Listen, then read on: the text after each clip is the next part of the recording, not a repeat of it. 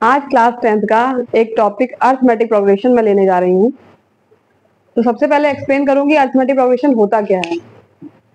देखिए, कोई एक सीरीज जिसमें बहुत सारे टर्म हैं, लेकिन हर एक टर्म में एक कांस्टेंट टर्म या नंबर आप ऐड करते हुए जाएं तो जो सीरीज बनेगी उसे अरिथमेटिक प्रोग्रेशन बोलते हैं।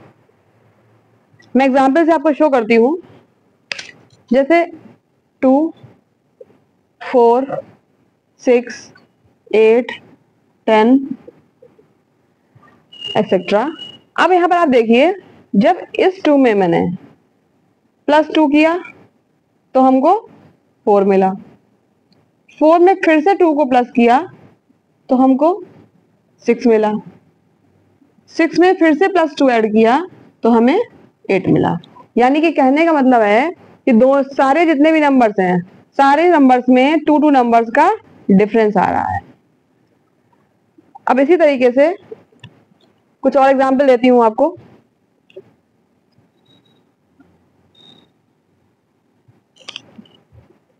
जैसे लिखा है, मान लीजिए -2, -4, -6, -8 डैश डैश डैश। अब इसको चेक करने के लिए क्या करेंगे आप? देखिए, ये सबसे पहला टर्म है। ये अगर हम इसे A1 ले, पहला टर्म, दूसरा ले लें A2, A3, A4, इस तरीके से टर्म लिए मैंने। अगर आप A2 में से A1 को सब्ट्रैक्ट करें तो -4 में से अगर माइनस करते हैं -2 तो आएगा -4 + 2, यानी वैल्यू आई -2। अगर आप A3 में से A2 को सब्ट्रैक्ट करते हैं तो -6 माइनस -4 -6 माइनस माइनस +4, वैल्यू आई -2। A4 में से A3 को सब्ट्रैक्ट करें, -8 में से आपने सब्ट्रैक्ट किया -6 तो आया -8 + 6, यानी कि -2। अब आप ये देखिए कि सब में डिफरेंस क्या है, कॉमन है हमारा। ठीक है, इसका मतलब ये सीरीज हमारी एपी की है। अच्छा, जो फर्स्ट टर्म होता है, यानी कि जो ये टर्म होता है, पहला टर्म, फर्स्ट टर्म, इसे हम 8 से डिनोट करते हैं। ये ए है हमारा, और हमने जो A2 - A1 किया है, यानी दो नंबर के बीच का डिफरेंस, इसे हम लेते हैं डी। ये भी डी, ये भी डी, और डी क्या होता है हमारा? कॉमन नंबर आता है। अगर कॉमन आया इसका मतलब क्या हुआ? ये एपी सीरीज बन रही है। कुछ और एग्जांपल शो करती हूं मैं आपको।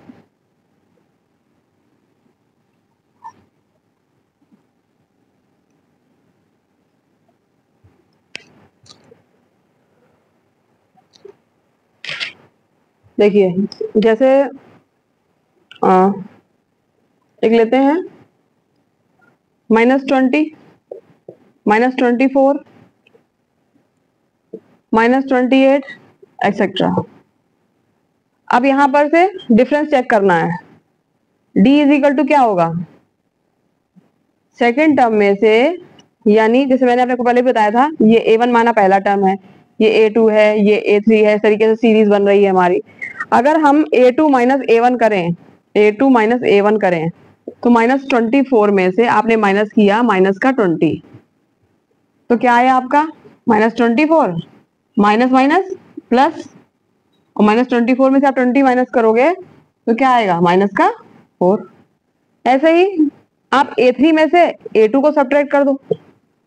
A3 मतलब -28, माइनस करो माइनस का 24, -28 माइनस माइनस +24, कितना आया? -4। अब आप फिर से देखिए, यहाँ पर जो कॉमन डिफरेंस है D, सब में कॉमन है, इसका मतलब ये सीरीज एपी की है। तो सबसे पहले तो मैंने आपको एक्सप्लेन कर दिया कि एपी सीरीज होती क्या है। इसमें क्या होता है, टर्म्स, हर एक टर्म में जो टर्म ऐड होता है, दूसरा टर्म कुछ कांस्टेंट टर्म ऐड होता है। अब इस एपी सीरीज का फर्स्ट टर्म ए होता है और डिफरेंस को हम बोलते हैं डी। एक और लिख के दिखा रही हूं आपको, जैसे मैंने लिखा 5 7 9 11 13। अब इस एपी सीरीज में, ये एपी है क्योंकि इन दोनों में 2 नंबर का डिफरेंस है, यहां भी 2 का है, यहां भी 2 का है, यहां भी 2 का है। तो यहां पर ए क्या हो गया 5 और डी क्या हो गया हमारा 7 - 5 यानी कि 2। एक और ले लेते हैं, एक एग्जाम्पल मैंने दिखाया, एक और शो कर देती हूँ, फिर इसके आगे बढ़ते हैं हम। जैसे मैंने लिया 18 16 14 12, इस तरीके से सीरीज है हमारी। तो यहाँ पे ए क्या है 18 है और डी क्या है हमारा 16 - 18 यानी कि माइनस का 2। ये हमारा डिफरेंस हो गया। तो अर्थमेटिक प्रोग्रेशन क्या होता है, उसमें फर्स्ट टर्म क्या होता है यानी ए क्या होता है, और डिफरेंस यानी कॉमन डिफरेंस क्या होता है वो बता दिया मैंने कैसे निकालते हैं। अब इसका हम जनरल टर्म लिखते हैं।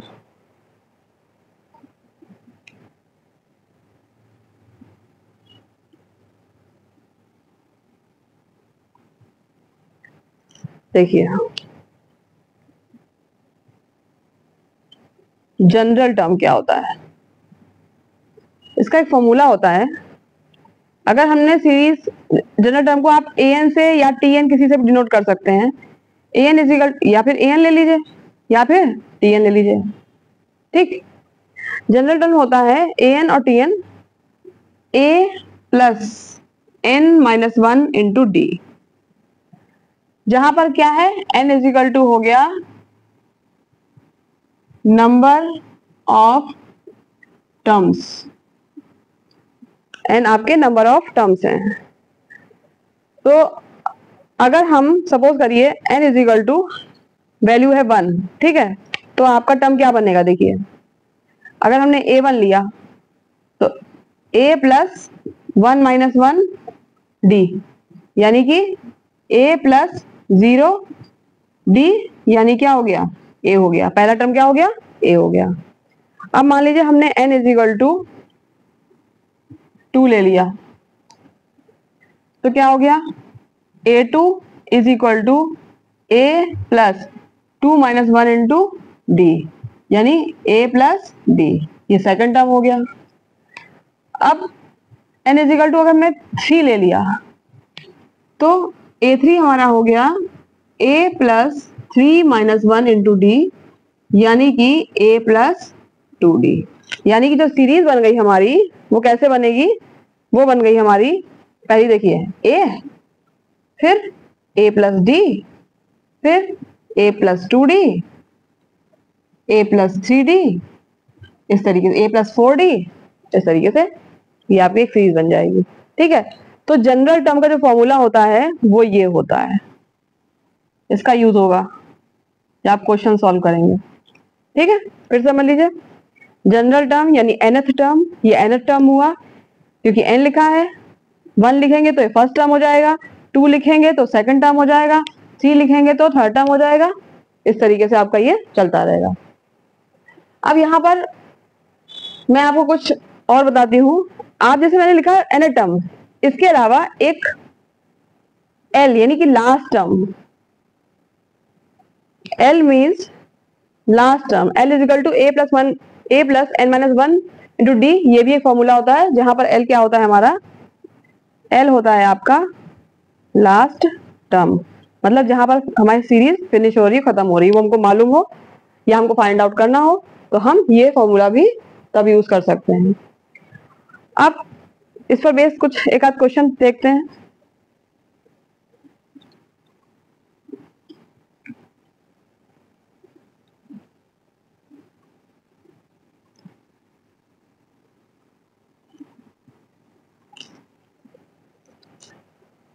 सपोज करिए एक क्वेश्चन है, फाइंड द एपी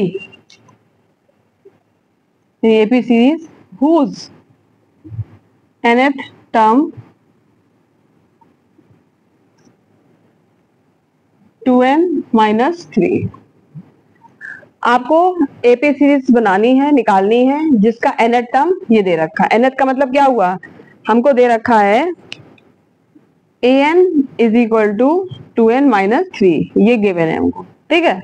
अगर हमें सीरीज निकालनी है तो n इज इक्वल टू सबसे पहले क्या रखेंगे, हम 1 रखेंगे।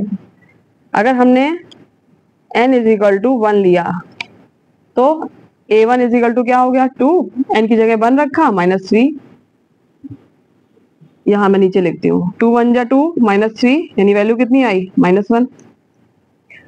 अब n इज इक्वल टू 2 लिख लेते हैं, तो a2 क्या हो गया, 2 रखना है n की जगह, 2 मल्टीप्लाई 2 माइनस 3 यानी कि 4 माइनस 3। अब अगर मैंने n इज इक्वल टू 3 ले लिया तो a3 is equal to 2 into 3 minus, sorry यहाँ पे मैं लिखना भूल गई, -1।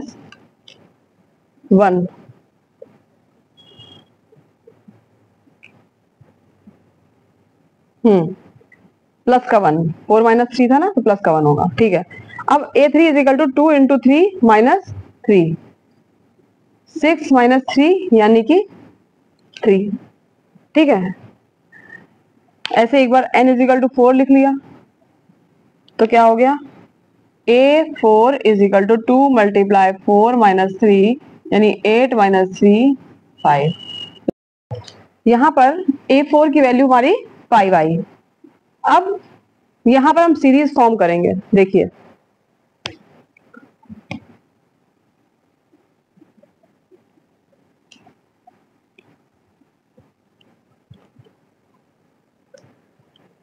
पहले मैं लिख लेती हूँ कि वैल्यू थी क्या क्या हमारे पास। हमें a1 मिला है -1, a2 मिला है +1, a3 मिला है +3 और a4 मिला है +5।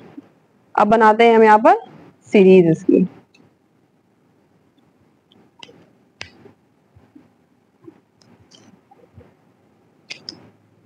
एपी सीरीज देखिए क्या बनेगी, हमारा टर्म a1 था पहला, है ना, a1 था, फिर a2 था, फिर a3 था, फिर a4 था, एक्सेट्रा। तो a1 क्या हो गया हमारा -1, a2 क्या हो गया +1, a3 क्या हो गया +3 और a4 क्या हो गया +5। मैंने 4 टर्म निकाल लिया।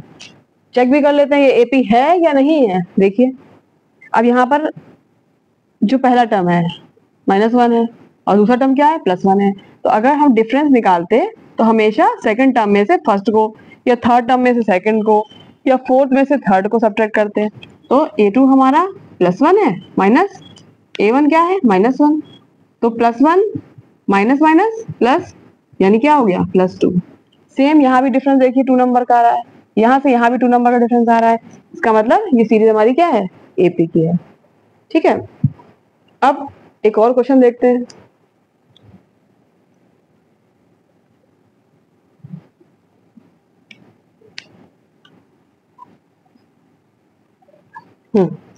नेक्स्ट क्वेश्चन लिख रही हूं, find the nth term and 15th term of the series या sequence 9, 5, 1, -3, ठीक है। अब यहाँ पर हमें nth टर्म भी निकालना है और 15 टर्म भी निकालना है। उसके लिए सबसे पहले हम क्या करते हैं, पहले हम देखते हैं कि फर्स्ट टर्म क्या है। a हमारा क्या है 9 है, d निकालना है हमको, d हो गया 5 - 9 यानी कि -4। अब a भी आ गया और d भी आ गया। अब nth टर्म का जो फॉर्मूला बताया था मैंने वो ये था an is equal to a plus n minus 1 into d. आपने n टर्म निकालना है तो n का n ही रहेगा, वैल्यू रखनी नहीं है। a की वैल्यू रखी n की वैल्यू रखी है ही नहीं, रखनी नहीं है, n-1 और d की रखी हमने -4। ठीक है, ये हो गया 9 प्लस 4 की मल्टीप्लाई कर दीजिए यहाँ पर, -4n माइनस माइनस प्लस 4, तो हो गया 9, ओपन कर दीजिए ब्रैकेट, -4n प्लस 4 और सॉल्व किया तो ये आ गया 9 में से 5, 9 और 4 ऐड हो गए, 9 प्लस 4 हो गया आपका 13 माइनस 4n। तो ये तो हमारा an टर्म हो गया, यानी कि nth टर्म हो गया। ठीक, ये बन गया। अब हमसे कहा गया है कि 15th टर्म निकालिए।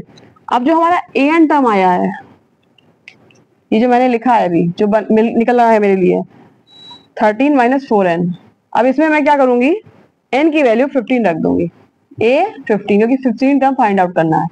13 माइनस 4 मल्टीप्लाई बाय 15, तो ये हो गया 13, 15 4 जा 60, सब्ट्रैक्ट कर लीजिए, 10 माइनस 3 7, 5 माइनस 1 4, और साइन माइनस का आ जाएगा। तो जो 15th टर्म हमारा आया वो क्या हो गया, माइनस का 47। आई होप आपको ये क्वेश्चन समझ में आया होगा। अब एक और देख लेते हैं, फाइंड द, तो चेंज कर देती हूँ यहाँ पर question,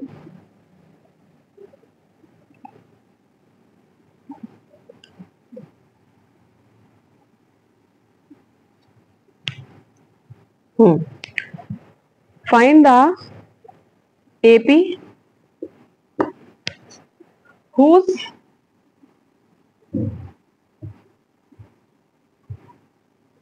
sixth term is equal to 5 and 10th term is equal to 9। ठीक है, 5th टर्म दे रखा है और 9th टर्म दे रखा है। अब जो nth टर्म होता है वो होता क्या है, फिर से an इज इक्वल टू होता है a plus n minus 1 into D. ठीक है, अब 6th टर्म दे रखा है तो हम क्या करें, यहाँ पर a6 निकाल लेते हैं। क्या होगा, a का तो a रखा आपने, n की जगह 6 माइनस 1, d की वैल्यू d रखी, तो ये क्या हो गया a प्लस 5d, और a6 की वैल्यू क्या दे रखी है, 5 दे रखी है, यानी 5 is equal to a plus 5d। ठीक, इसको इस तरीके से लिख लेते हैं, ये इक्वेशन 1 हो गई हमारी। ठीक है, अब 10th टर्म रखना है तो हम a10 रखते हैं। जब हम 10 रखेंगे तो ये हो जाएगा a plus 10 minus 1 into d, यानी a प्लस 9d, और a10 की वैल्यू दे रखी है हमको 9। ठीक है, तो ये हो गया a plus 9d is equal to 9, equation number 2। अब क्या करना है, दोनों को सॉल्व करना है। सब्ट्रैक्ट कर लेते हैं 1 में से 2 को,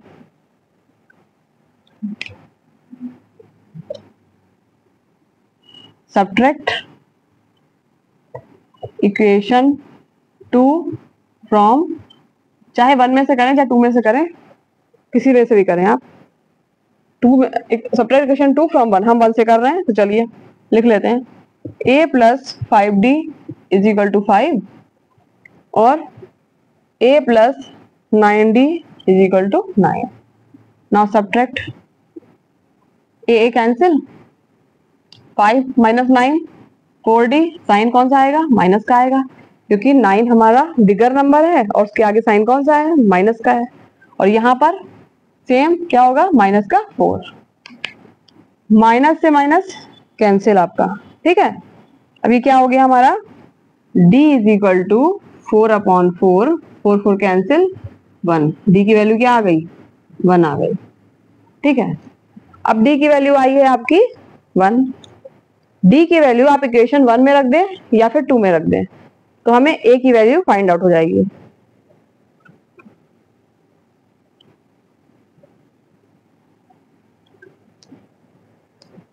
फ्रॉम इक्वेशन 1, इक्वेशन 1 क्या थी हमारी, इक्वेशन 1 थी a plus 5d is equal to 5, value put कर रहे हैं, put d is equal to 1, ये रखना है हमको, ठीक है। ये हो गया a plus 5 multiply 1 is equal to 5,